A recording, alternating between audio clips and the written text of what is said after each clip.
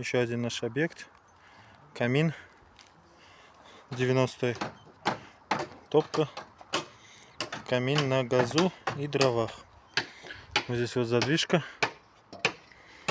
Вот. И механизм давления. То есть чуть надавил, открыл. Все, задвижка открыта. Также надавил и закрыл. Все. Вот. Дымоход будет со стеной уже перевязываться. То есть вот такой вот камин. Собираем в среднем 2 дня.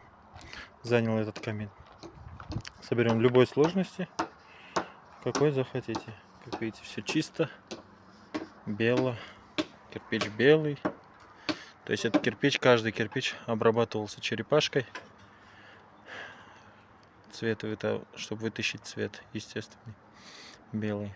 Потому что естественный цвет кирпича бывает красный, ну и также бывает белый другого качества.